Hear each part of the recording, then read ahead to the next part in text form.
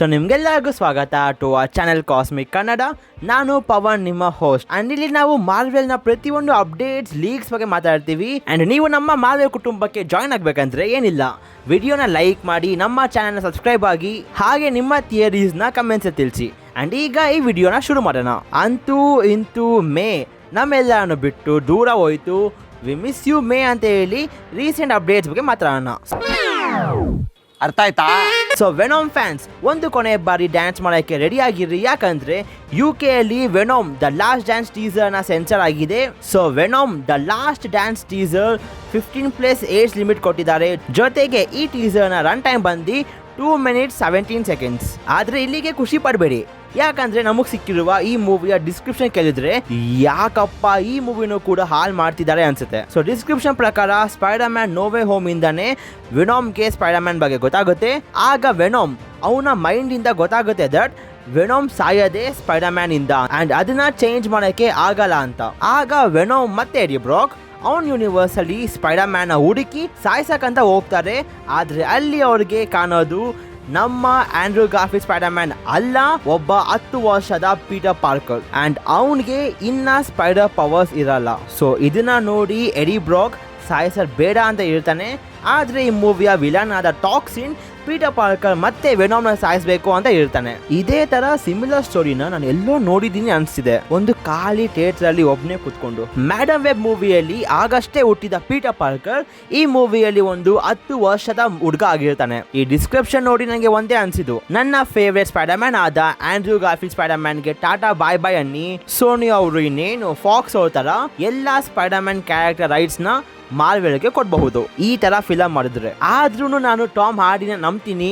And ಈ description ನಿಜ ಆಗಬಾರ್ದು ಅಂತ ಬೇಡ್ಕೊಳ್ಳೋಣ. ಅಂಡ್ ಇದಕ್ಕೆ ಉತ್ತರ ನಮಗೆ ಮಂಡೇ ಸಿಗುತ್ತೆ, ಯಾಕಂದ್ರೆ ವೆನೋಮ್ ದ ಲಾಸ್ಟ್ ಡ್ಯಾನ್ಸ್ ನ ಅಫಿಷಿಯಲ್ ಟೀಸರ್ ನಮಗೆ ಮಂಡೇ ಅಥವಾ ಟ್ಯೂಸ್ಡೇ ಸಿಗಬಹುದು. ಇನ್ನು ನಮ್ಮ ಸ್ಪೈಡರ್ ಮ್ಯಾನ್ 4 ಅಂತೂ ಅನ್ಕೊಂಡಿದ್ಗಿಂತ ಬೇಗನೆ ರೆಡಿ ಆಗ್ತಿದೆ. ಸೊ ಸ್ಪೈಡರ್ ಮ್ಯಾನ್ 4 ಈ ವರ್ಷ ಕೊನೆಯಲ್ಲಿ ಶೂಟಿಂಗ್ ಶುರು ಆಗುತ್ತೆ, ಮತ್ತೆ ಮೂವಿ ನಮಗೆ ಮುಂದಿನ ವರ್ಷ ಕೊನೆಯಲ್ಲಿ ರಿಲೀಸ್ ಆಗುತ್ತೆ. ನಾನು ಫಸ್ಟ್ ಇಯರ್ ಇಂಜಿನಿಯರಿಂಗ್ ಮಾಡುವಾಗ Spider Man No Way Home ಬಂದಿತ್ತು, ಅಂಡ್ ಲಾಸ್ಟ್ ಇಯರ್ ಇಂಜಿನಿಯರಿಂಗ್ ಮಾಡುವಾಗ ಸ್ಪೈಡರ್ ಮ್ಯಾನ್ 4 ಸಿಗ್ತಿದೆ. ಸೊ ರೂಮರ್ಸ್ ಪ್ರಕಾರ ಟಾಮ್ ಹಾಲೆಂಡ್ ಸ್ಪೈಡರ್ ಮ್ಯಾನ್ ನ ಸ್ಪೈಡರ್ ಮ್ಯಾನ್ ಮೂವೀಸ್ಗೆ ಡೈರೆಕ್ಟರ್ ಆದ ಜಾನ್ ವಾಟ್ಸ್ ಅವರು ಸ್ಪೈಡರ್ ಮ್ಯಾನ್ 4 ಮೂವಿನ ಡೈರೆಕ್ಟ್ ಮಾಡಲ್ಲ, ಯಾಕಂದ್ರೆ ಅವ್ರಿಗೆ ಸೂಪರ್ ಹೀರೋ ಮೂವೀಸ್ಗಳಿಂದ ಬ್ರೇಕ್ ಬೇಕಂತೆ. ಸೊ ಈಗ ಆದಿಲ್ LRB ಜೊತೆಗೆ ಬಿಲ್ಲಾಲ್ ಫಲಾ ಮತ್ತೆ ಜೇಮ್ಸ್ ವಾನ್ ಮತ್ತೆ ಜಸ್ಟಿನ್ ಲಿನ್ ಇವ್ 3 ಜನದಲ್ಲಿ ಯಾರೋ ಒಬ್ರು ಸ್ಪೈಡರ್ ಮ್ಯಾನ್ 4 ಮೂವಿನ ಡೈರೆಕ್ಟ್ ಮಾಡಬಹುದು. ಸೊ ಸೋನಿ ಮತ್ತೆ MCU ಜಗಳ ಆದ್ಮೇಲೆ ಈಗ ಸ್ಪೈಡರ್ ಮ್ಯಾನ್ 4 ಒಂದು ಗ್ರೌಂಡೆಡ್ ಮೂವಿ ಆಗಿರುತ್ತೆ. ಆದ್ರೆ ಮೂವಿಯ ಕೊನೆಯಲ್ಲಿ ನಾವು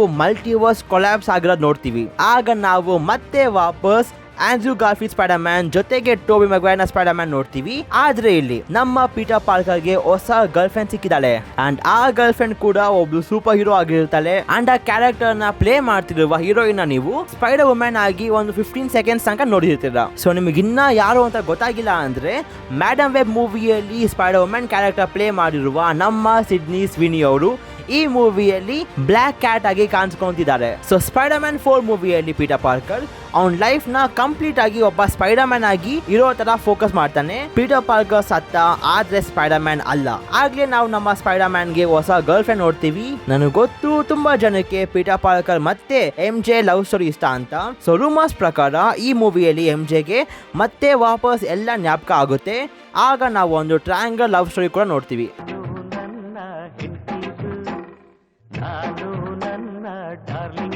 ನಿಮಗೀಗ ಅನ್ಸ್ಬಹುದು ದಟ್ ಯಾಕೆ ಬ್ಲ್ಯಾಕ್ ಕ್ಯಾಟ್ ಸಡನ್ ಆಗಿ ಮಧ್ಯ ಬಂದ್ಲು ಅಂತ.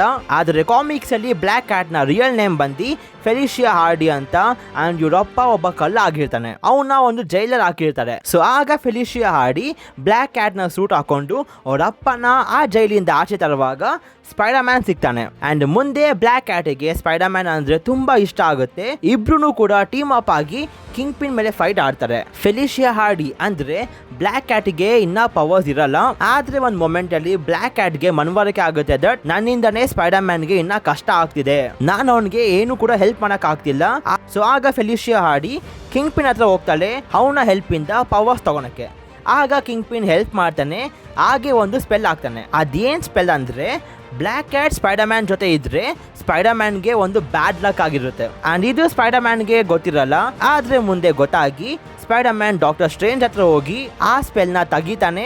ಮುಂದೆ ಇಬ್ರು ಕೂಡ ಒಂದು ಒಳ್ಳೆ ರಿಲೇಶನ್ಶಿಪ್ ಅಲ್ಲಿ ಇರ್ತಾರೆ. ಇನ್ನು ಈ movie day devil Born again series ಆದ್ಮೇಲೆ ನಡೆಯೋದು. ಸೊ ಈ ಮೂವಿಯಲ್ಲಿ ಡೇ ಡೆವಿಲ್ ಮತ್ತೆ ಕಿಂಗ್ ಪಿನ್ ಕಾಣಿಸ್ಕೊಳ್ಳೋದು ಕನ್ಫರ್ಮ್ ಅನ್ಕೊಳ್ಳಿ. ಜೊತೆಗೆ ಈ ಮೂವಿಯಲ್ಲಿ ನಾವು MCU ನ ಡಾಕ್ ಆಗ್ ಜೊತೆಗೆ ನಾರ್ಮನ್ ಹಾಸ್ಬಾರ್ನ್ ನ ನೋಡಬಹುದು. ಸೊ ನಿಮ್ಗೆ ಅನ್ಸುತ್ತೆ ಸ್ಪೈಡರ್ ಮ್ಯಾನ್ ಫೋನ್ ಅಪ್ಡೇಟ್ಸ್ ಕೇಳಿ ಅಂತ ಕಮೆಂಟ್ಸ್ ಅಲ್ಲಿ ತಿಳಿಸಿ. ಇನ್ನು 5 ವರ್ಷ ಆಯ್ತು ಥ್ಯಾನೋಸ್ ಸ್ನ್ಯಾಪ್ ಮಾಡಿ.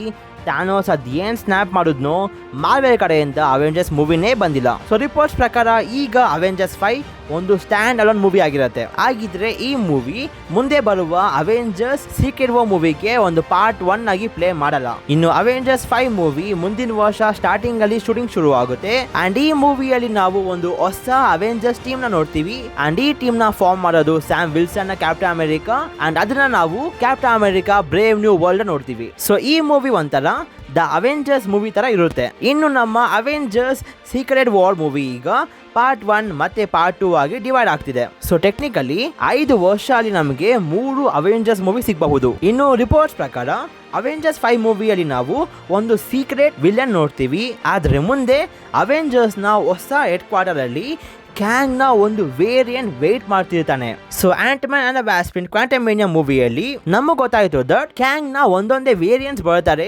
ಅವೆಂಜರ್ಸ್ ನ ಸಾಯಿಸಕ್ಕೆ ಅಂತ. ಸೊ ಈಗ ಕ್ಯಾಂಗ್ ನ ಒಂದು ವೇರಿಯಂಟ್ ಅರ್ತ್ 616ಗೆ ಬಂದ್ರೆ ನಮ್ಮ ಟಿವಿ ಅವ್ರಿಗೆ ಗೊತ್ತಾಗಲ್ವಾ? ಯಾಕಂದ್ರೆ ಈಗ ಟಿವಿಗೆ ಅವರು ಎಷ್ಟು ಬೇಕಾದ್ರೂ ಬ್ರಾಂಚ್ ಟೈಮ್ ಲೈನ್ ಆಗ್ಲಿ ಅಂತ ಬಿಟ್ಟಿದ್ದಾರೆ. ಅಂಡ್ ಈಗ ಅವರ ಮೇನ್ ಫೋಕಸ್ ಬಂದು ಕ್ಯಾಂಗ್ ಮತ್ತೆ ಅವರ ವೇರಿಯಂಟ್ಸ್. ಸೊ ಅವೆಂಜರ್ಸ್ 5 ಮೂವಿಯಲ್ಲಿ ನಾವು ಟಿವಿಯೇ ಅವನ್ನ ನೋಡ್ತೀವಿ. ಯಾಕೋ ಅವೆಂಜರ್ಸ್ 5 ಮೂವಿ ಒಂದು ನೆಕ್ಸ್ಟ್ ಲೆವೆಲ್ ಮೂವಿ ಆಗಿ ಬರೋ ಥರ ಕಾಣಿಸ್ತಿದೆ. ಸೊ ನಿಮ್ಗೆ ಅನ್ಸುತ್ತೆ ಈ ರಿಪೋರ್ಟ್ಸ್ನ ಕೇಳಿ ಅಂತ ಕಮೆಂಟ್ಸಲ್ಲಿ ತಿಳಿಸಿ. ಆ್ಯಂಡ್ ಇವತ್ತಿಗಿಷ್ಟೇ. ಸೊ ನಿಮಗೆ ವಿಡಿಯೋ ಇಷ್ಟ ಆಗಿದ್ರೆ ಲೈಕ್ ಮಾಡಿ, ಶೇರ್ ಮಾಡಿ and subscribe to Cosmic Kannada. And until next video, love you 3000.